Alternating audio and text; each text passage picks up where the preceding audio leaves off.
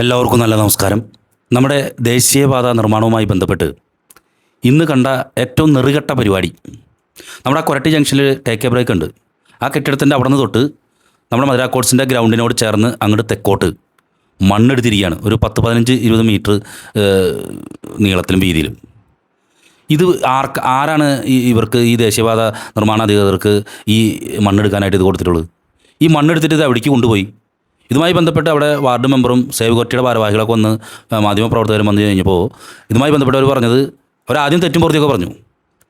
അതിനുശേഷം ഈ മണ്ണ് ചിറങ്ങരയിലേക്ക് കൊണ്ടുപോയെന്ന് പറയണം. ചിറങ്ങരയിലേക്ക് ഇവിടെ നിന്നാണോ മണ്ണ് കൊണ്ടുപോകേണ്ടത്? എന്താണ് ഈ കാണിച്ചുകൊണ്ടിരിക്കുന്നത്? ഒരു തലമുറ തന്നെ കളിച്ച ഒരു ഗ്രൗണ്ട്, ആ ഗ്രൗണ്ടിൻ്റെ സൈഡിലുള്ള മണ്ണ് നിങ്ങളിപ്പോൾ ഈ കാണുന്ന പോലെ ഞാൻ രാത്രി ടോർച്ച് ലൈറ്റിൽ എടുത്തതാണ്.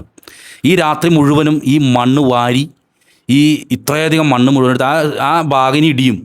അത്രയും മണ്ണെടുത്ത് ഇവർ കൊണ്ടുപോകണം രാത്രി. ആരും നോക്കാനോ പിടിക്കാനില്ലെന്ന്. ഈ ഇലക്ഷൻ ടൈമാണല്ലോ, തദ്ദേശഭരണ സ്ഥാപനങ്ങൾ ആരെങ്കിലും വിളിച്ചാൽ കിട്ടില്ല. എല്ലാം വളരെ തന്ത്രപൂർവ്വമാണ്. കൊരട്ടിയുടെ പൂമുഖത്താണ് ഈ നടന്നുകൊണ്ടിരിക്കുന്നത് എന്നുള്ളത് കൊരട്ടിക്കാരുടെ ശ്രദ്ധയിലേക്ക് തിരിക്കുകയാണ്. നമ്മുടെ ഈ പ്രദേശങ്ങളിലൊക്കെ ദേശീയപാത നിർമ്മാണവുമായി ബന്ധപ്പെട്ട് നടക്കുന്നതിൻ്റെ പിറകെ നടക്കുന്ന ഒരുപാട് കൺകെട്ട് പരിപാടികളാണ്. ഇതെന്തിനു വേണ്ടിയാണെന്നുള്ളത് ഒരു പിടിപാടില്ല. ഇത് ആർക്ക് വേണ്ടിയാണെന്നുള്ളത് ഒരു പിടിപാടില്ല. പക്ഷേ ഒരു കാര്യം ഞാൻ പറയാം, ഇതിൻ്റെ പിന്നിലൊക്കെ വലിയ ലോബി ഉണ്ട്. എനിക്ക് തോന്നുന്നു ഇതിൻ്റെ പിന്നിൽ മണ്ണ് ലോബി ഉണ്ടെന്ന് തോന്നുന്നു. മണ്ണ് ലോബി. ഈ ദേശീയപാത നിർമ്മാണവുമായി ബന്ധപ്പെട്ട് വളരെ തന്ത്രപരമായ ചില മണ്ണ് ലോബികൾ പ്രവർത്തിക്കുന്നുണ്ട്. ഈ മണ്ണ് മുഴുവനും ഇവിടുന്ന് ആരും അറിയാണ്ട് കടത്തി സാധനം കൊണ്ട് ഇനി ചിറങ്ങര തന്നെ കൊണ്ടിട്ടു എന്നുള്ളത് എന്താ ഉറപ്പ്? ഇതിൻ്റെ ഇടയിൽ ഓരോ ലോറിയൊക്കെ ഓരോ സ്ഥലത്തേക്ക് പോയി കഴിഞ്ഞാൽ ആര് കണ്ടു? ഇവർക്ക് ആ ഡ്രെയിനേജ് എടുക്കാൻ വേണ്ടി മാത്രമാണ് ഈ ദേശീയപാത നിർമ്മാണം ഇപ്പോൾ നടത്തിക്കൊണ്ടിരിക്കുന്ന കമ്പനി. ഞാൻ ആ കമ്പനിയുടെ പേര് പറയാൻ പോലും എനിക്ക് താല്പര്യമില്ല. അതായത് പണിതേക്കുന്ന മുഴുവൻ ഇടിഞ്ഞു വീണാക്കുന്ന ചരിത്രമുള്ള ഒരു കമ്പനി. ആ കമ്പനിയാണ് ഈ പറഞ്ഞ രീതിയിൽ ഡ്രെയിനേജ് കുഴിക്കുന്നതിന് പകരം അവിടെ നിങ്ങൾ കാലത്ത് നിങ്ങൾ നോക്കിക്കഴിഞ്ഞാൽ കാണാൻ സാധിക്കും, അത്രയധികം വീതിയിലാണ് മണ്ണെടുത്തിട്ടുള്ളത്. അവിടുത്തെ വാർഡ് മെമ്പർ വർഗീസ് തച്ചുപറമ്പിനും അതുപോലെ തന്നെ സേവ് കൊരട്ടിയുടെ ഭാരവാഹികളും പിന്നെ മാധ്യമപ്രവർത്തകരൊക്കെ എത്തിക്കഴിഞ്ഞപ്പോഴാണ് ഈ സൈറ്റ് എഞ്ചിനീയർ എന്ന് പറഞ്ഞ ഒരു മണകുണാപ്പൻ, അയാൾ തെറ്റും പുറത്തും സോറിയും പറഞ്ഞു കൊടുക്കുന്നത്. തെറ്റും പുറത്തും സോറിയും പറഞ്ഞിട്ട് എന്താ കാര്യം? കൊണ്ടുപോകേണ്ട സാധനം കൊണ്ടുപോയി കഴിഞ്ഞു.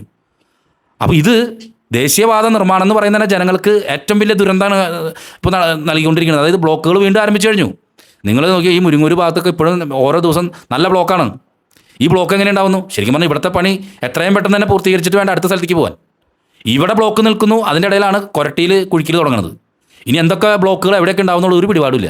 അതിൻ്റെ ഇടയിലാണ് രാത്രിയുടെ യാമങ്ങളിലേക്ക് കടക്കുന്നതിന് മുൻപ് മണ്ണ് അടിച്ചു മാറ്റി കൊണ്ടുപോയി തള്ളാനുള്ള പരിപാടി ചെയ്യുന്നത്. അപ്പോൾ അത് തീർച്ചയായിട്ടും ആർക്ക് വേണ്ടിയാണെന്നുള്ളത് കൊരട്ടിക്കാരെങ്കിലും അറിഞ്ഞിരിക്കണം. ഈ മണ്ണ് ഇതുപോലെ കൊണ്ടുപോകണം, ഇതിൻ്റെ പിന്നിലൊക്കെ ആരൊക്കെ പ്രവർത്തിക്കുന്നുണ്ടോ? കൊരട്ടിയിലുള്ള ആളുകൾ അറിയാണ്ട് ഈ സാധനം കൊണ്ടുപോകുമോ? എൻ്റെ ഒരു സാധാരണ സംശയം ഉണ്ടോ?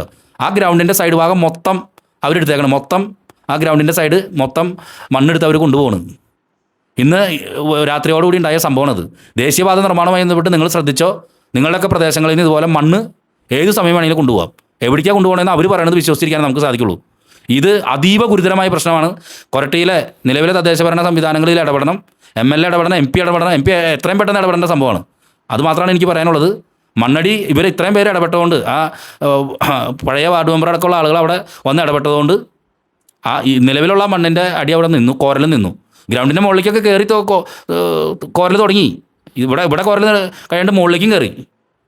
ഇത് തീർച്ചയായിട്ടും രാത്രിയുടെ മറവിൽ നടക്കുന്ന മറ്റൊരു കൺകെട്ട് പരിപാടി, ദേശീയപാത നിർമ്മാണ കമ്മിറ്റി ചെയ്യുന്ന മറ്റൊരു അടിച്ചുമാറ്റൽ പരിപാടി. നന്ദി, നമസ്കാരം.